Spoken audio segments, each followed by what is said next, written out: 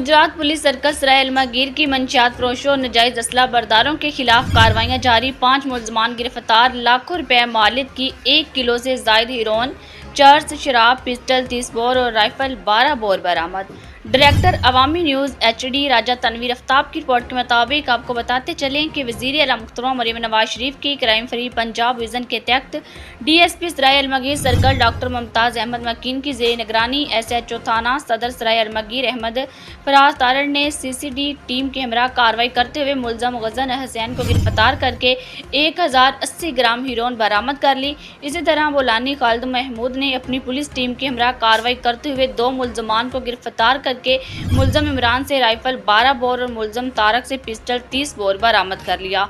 जबकि SHO थाना city सराय अलमगीर सजाद आजम भट्टी ने भी कार्रवाई करते हुए 2 मंशियात फरोशों को गिरफ्तार करके मोहम्मद शफीक से 540 ग्राम चर्स और मुलजम अब्दुल मतीन से 8 लीटर शराब बरामद कर ली।